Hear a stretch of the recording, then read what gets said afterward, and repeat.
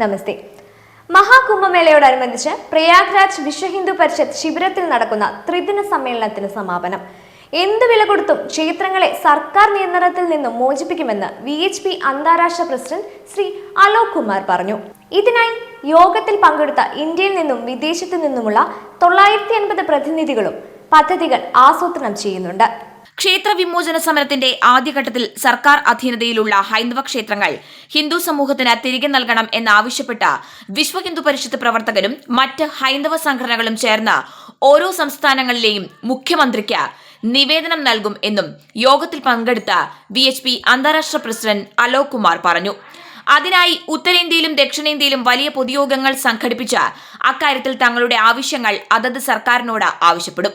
ക്ഷേത്ര വിമോചന പ്രക്ഷോഭത്തിന്റെ രണ്ടാം ഘട്ടത്തിൽ എല്ലാ സംസ്ഥാനത്തെയും ഹൈന്ദവ പണ്ഡിതന്മാരുടെയും ആചാര്യന്മാരുടെയും നേതൃത്വത്തിൽ വ്യാപകമായ ജനകീയ പിന്തുണയോടെ സംസ്ഥാന തലസ്ഥാനങ്ങളിലും മെട്രോപൊളിറ്റൻ നഗരങ്ങളിലും വിപുലമായ യോഗങ്ങൾ സംഘടിപ്പിക്കും.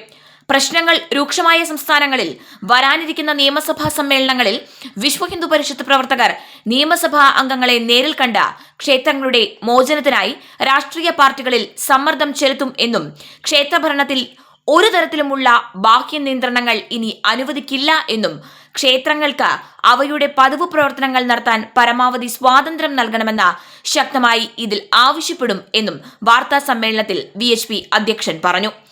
അതേസമയം ക്ഷേത്ര വിമോചന പ്രക്ഷോഭത്തിൽ സർക്കാർ നിയന്ത്രണത്തിലുള്ള ക്ഷേത്രങ്ങളെക്കുറിച്ചാണ് സംസാരിക്കുന്നതെന്നും മറ്റു ക്ഷേത്രങ്ങളെക്കുറിച്ചല്ല എന്നും അദ്ദേഹം കൂട്ടിച്ചേർത്തു. ക്ഷേത്രത്തിലെ പണം ഹൈന്ദവ ഉന്നമന പ്രവർത്തനങ്ങൾക്ക് മാത്രം ചെലവഴിക്കണം. അതിന് ആവശ്യമായ നിയമനിർമ്മാണം നടത്തി തികച്ചും സുതാര്യമായ അക്കൗണ്ടുകളുടെയും ഓഡിറ്റിന്റെയും സംവിധാനം ഉണ്ടാകണം എന്നതാണ് തങ്ങളുടെ ആവശ്യമെന്ന് അലോക് കുമാർ അറിയിച്ചു. ക്ഷേത്രങ്ങളുടെ നടത്തിപ്പിൽ മുഴുവൻ ഹിന്ദു സമൂഹത്തിന്റെയും പങ്കാളിത്തവും ക്ഷേത്രങ്ങൾക്കായി രൂപീകരിച്ച ട്രസ്റ്റിൽ സ്ത്രീകളുടെയും പട്ടികജാതി പട്ടികവർഗ വിഭാഗങ്ങളുടെയും പ്രാതിനിധ്യവും ഉണ്ടായിരിക്കും. ക്ഷേത്രങ്ങളിലെ പൂജാരിമാർക്കും മറ്റു ജീവനക്കാർക്കും ലഭിക്കുന്ന ശമ്പളത്തിലും അലവൻസുകളിലും ഒരു കുറവും ഉണ്ടാകില്ല. എന്തായാലും അവരുടെ ശമ്പളം ആ സംസ്ഥാനത്തിന് നിശ്ചയിച്ചിട്ടുള്ള കുറഞ്ഞ ശമ്പളത്തിൽ ഒരിക്കലും കുറവായിരിക്കില്ല. VHP പ്രതിനിധികൾ മുഖ്യമന്ത്രിമാരെ കാണാൻ പോകുമ്പോൾ ആ സംസ്ഥാനത്തിന് വേണ്ടിയുള്ള ഇത് സംബന്ധിച്ച നിർദ്ദിഷ്ട നിയമത്തിന്റെ കരട് അവർക്ക് കൈമാറും എന്നും അദ്ദേഹം പറഞ്ഞു. രാജ്യത്തുടനീളമുള്ള എല്ലാ സംസ്ഥാനങ്ങൾക്കും പുറമെ Britain, America, Canada, Germany, Hong Kong, Mauritius, ദക്ഷിണാഫ്രിക്ക, France, Thailand, Sri Lanka, Nepal, Bangladesh, Guyana തുടങ്ങി നിരവധി രാജ്യങ്ങളുടെ പ്രതിനിധികളും യോഗത്തിൽ പങ്കെടുത്തു.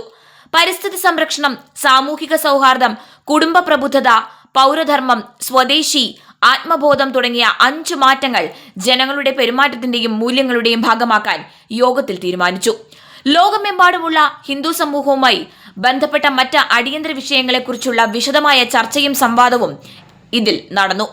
യോഗത്തിൽ യുഗപുരുഷ് പൂജ്യസ്വാമി ശ്രീ പരമാനന്ദ് ജി മഹാരാജ്, ബുദ്ധലാമ പൂജ്യശ്രീ ചോസ്ഫെൽ ജോത്പാജി, രാഷ്ട്രീയ സ്വയംസേവക് സംഘത്തിന്റെ സർക്കാര്യവാഹക് ശ്രീ ദത്താത്രേയ ഹൊസബെല്ലെ, മുൻ സർക്കാര്യവാഹക് ശ്രീ ഭയ്യാജി ജോഷി എന്നിവരും പങ്കെടുത്തു.